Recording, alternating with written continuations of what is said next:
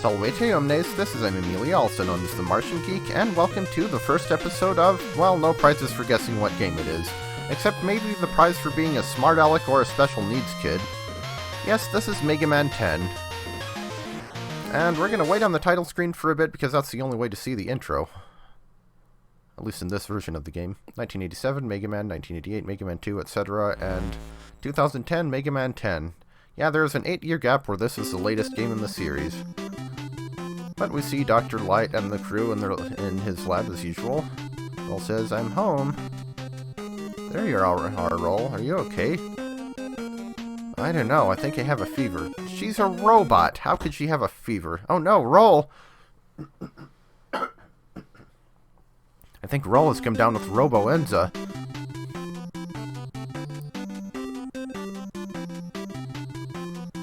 From what I can tell, the virus only affects robots. You all need to be careful. Yes, that's the plotline that we're dealing with in this game. Robo-Enza.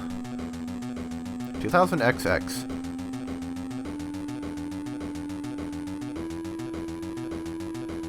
A new robot illness, Robo-Enza, has begun to spread rapidly around the world, causing robots to malfunction. Dang, that sounds frightening. I can't imagine what it would be like to live in a time when there's a dangerous virus running rampant. Many humans find it impossible to complete even simple tasks without the robot helpers. And without robot assistance, no one can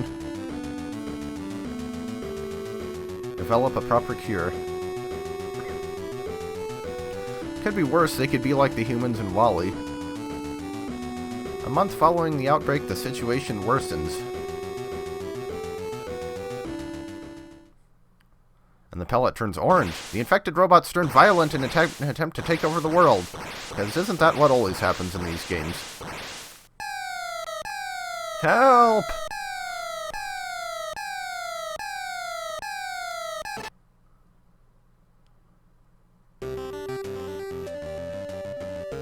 Mega Man never displays that sort of strength again. One of those infected robots went berserk and attacked me. I spent the last few days studying this Robo-Enza.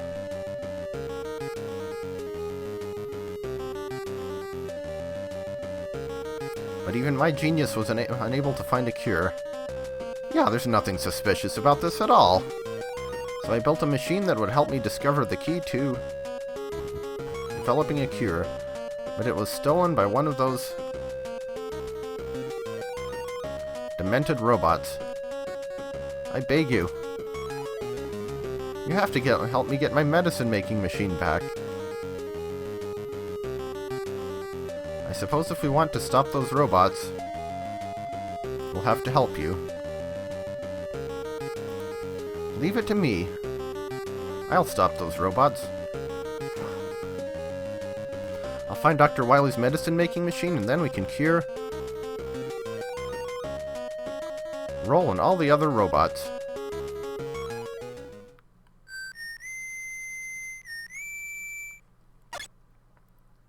Oh, hey, Proto-Man. Proto-Man! I don't think you'll be able to do this alone.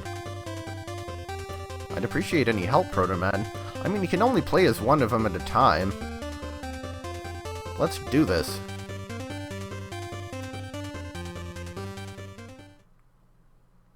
Capcom logo. And yeah, excuse me as I take my hands away from the keyboard so I can use both of them to facepalm. Is Dr. Light actually supposed to be autistic? Like, not an actual realistic depiction of neurodivergence, but more the crappy Hollywood savant interpretation of such? You know, like one of those people who are amazing at one thing but completely incompetent at everything else? Or at least have extremely high intelligence in one area but are utterly clueless about everything else. Because that's about the only explanation I've come up with for why he's smart enough to build robots that can think for themselves, but apparently not smart enough to figure out that no, Dr. Wily is not reformed in helping you out of the goodness of his heart, and in fact he's probably the one who caused the trouble in the first place. Textbook example of the difference between an intelligence stat and a wisdom stat right here, folks. But anyway, enough rambling, let's get this game started for real. New game. You can play as Mega Man or Proto Man. It's also a third unlockable character, whom you can probably guess who that is. But we won't get to him yet. Obviously, we're playing as Mega Man, and we can choose normal or easy difficulty, and once we beat the game once, hard. Again, obviously, we're choosing normal. So, we have our 8 Robot Master stages. We have Blade Man, Solar Man, Sheep Man, Chill Man, Tab Button, Arrow Menu Man, Commando Man, Nitro Man, Strike Man, and Pump Man. So, I will be starting with Sheep Man. I don't really have that much of a preference as far as the order I do these bosses in, but this is as good a starting point as any. And he does seem to be one of the relatively easier stages in boss battles. So we have these mouse pointer enemies and these colored blocks that disappear after a while after you step on them. And these sort of purple tower enemies. If you leave them alive too long, they'll shoot sonic beams at you. And we have your typical shield enemies. So an interesting bit of trivia about Mega Man 10 is each of the Robot Master stages has music composed by a different composer from the earlier games. So like, the person who did the music for Sheep Man stage is Mari Yamaguchi, who also did the music for Mega Man 5. There you can see the sonic projectiles, whatever they are. They bounce off walls. And if you stand on these enemies, they get very uncomfortable and then start shrinking down. Here we have whatever the heck these things are, some sort of flying brain. And here we can't see what they can really do, but later you will. If you do those, if you have to step on those platforms in the right order, you can get some bolts up there. Decent chunk of change. And some bolts down here.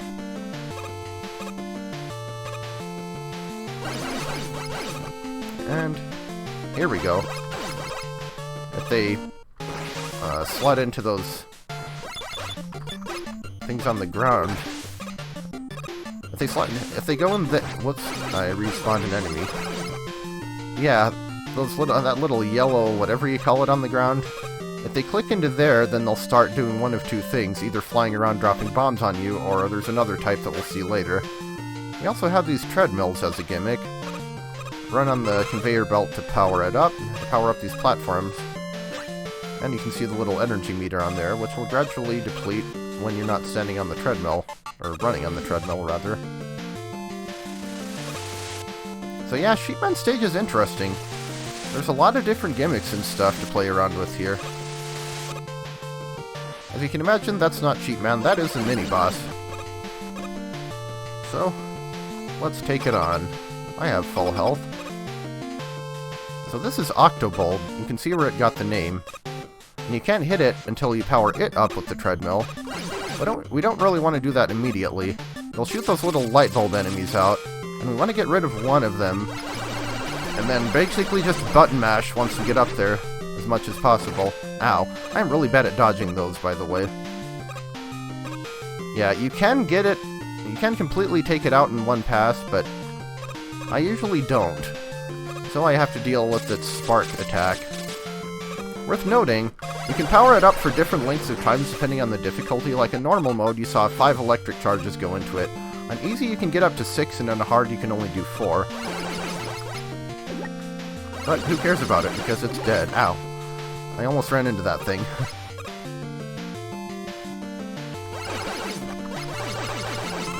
Couple more of these. And more treadmills. You can just barely make it across that one. Or, oh! Did not press the jump button quite soon enough. That was clumsy. Fortunately, we just hit a checkpoint. Of all things to kill me. Pure finger fumble.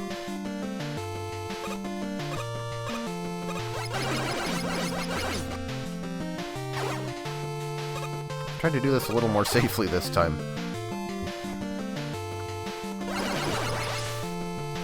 No special powers for you. So here's the other kind. They become a sort of turret that shoots 4 bullets in a row there.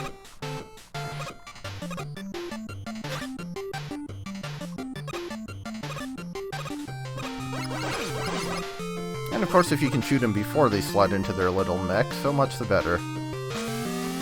we have disappearing blocks, naturally. These are pretty easy, though.